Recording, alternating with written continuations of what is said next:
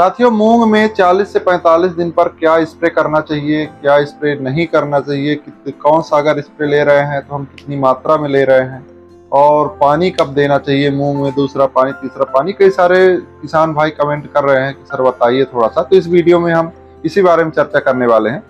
सबसे पहले तो ये है कि जरूरी नहीं है कि आप एकदम से स्प्रे करें ही करें, कि बिल्कुल एकदम स्प्रे करना ही है, पहला भी करना है, दूसरा भी करना है, तीसरा भी करना है, जरूरी नहीं है। आपका अगर बेसल डोज अच्छा है, खेत में उर्वरा शक्ति अच्छी है, तो आपको बिना किसी एक भी स्प्रे के बहुत शानदार उत्पादन मिल सकता है और मिलता भी है।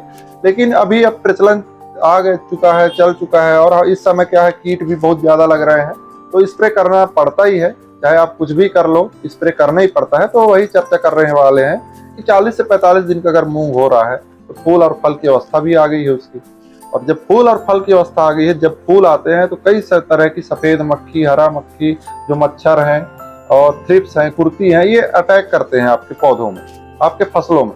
तो मूंग का जब फ्लावरिंग होता है, इस समय ये जो कीट है एकदम से भारी मात्रा में अटैक करते हैं। इसके लिए हम क्या स्प्रे कर सकते हैं, प्लस फूल की मात्रा हमें बढ़ जाए, फूल से फल हमारा बढ़े, फल में पूरी तरह से दाने भरे, दाने हमेशा हमारा चमकदार मजबूत ठोस हो, उपज हमारा बढ़ जाए, क्वालिटी बढ़ जाए, जिससे हमें मार्केट में अच्छा रेट मिले। तो वही चर्चा कर रहे हैं। तो सबसे पहले अगर मैं बात करूं तो कुर्ती का तो डालना ही है, कुर्ती, मच्छर, सफेद मक्खी, इसका तो डालना ही है। तो इसमें आप डाल सकते हैं, जैसे मैं बात करूं तो एसिटामाप्रिड आप डाल सकते हैं, डेसिस नाम का है जो डेल्टा मिथ्रिन आता है, उसको डाल सकते हैं 10% में।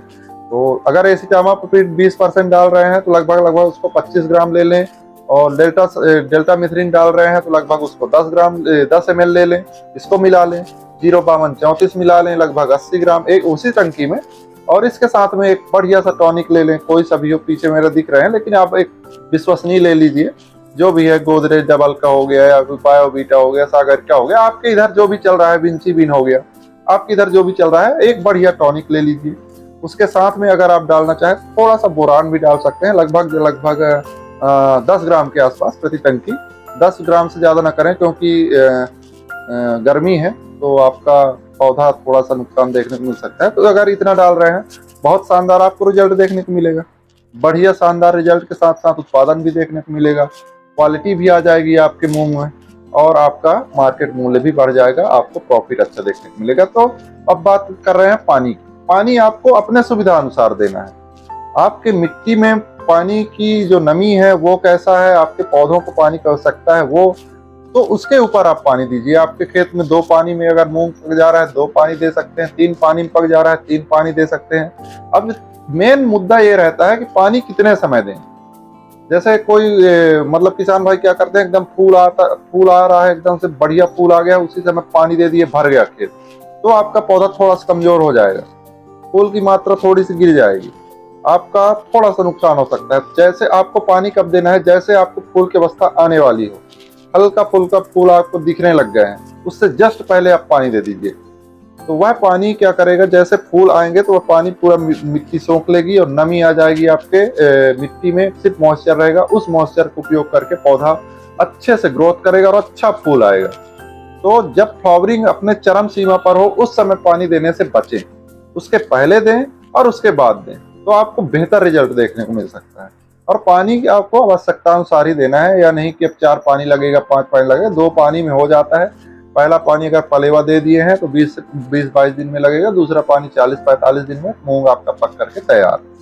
और अगर पलेवा नहीं कर रहे हैं तो तुरंत बोने के बाद पहला पानी देंगे, फिर 20 से 25 दिन बाद, फिर 40-45 दिन बाद 3 पानी, तो इतने में पक करके तैयार। तो पानी का वो आपके ऊपर है, आपका जो मिट्टी कैसा है, एरिया कैसा है, कौन सी वेराइटी है, आपके मिट्टी की वाटर होल्डिंग कैपेसिटी कैसी है, तो इस ऊपर निर्भर करता है पानी का। तो फिलहाल हमने जो चर्चा किया है, अगर इस चर्चे में आप सहमत हैं और आपको जो अपना अनुभव शेयर करना है, कमेंट बॉक्स पर जरूर शेयर किया करिए, ताकि जो अन्य किसान भाई हमारे वीडियो देखते हैं तो आप कमेंट पढ़ के उनको भी थोड़ा सा अनुभव हो जाए।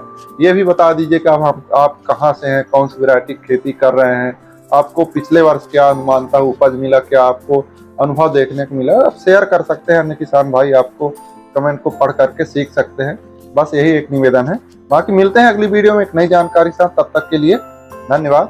जय हिंद, जय किसान।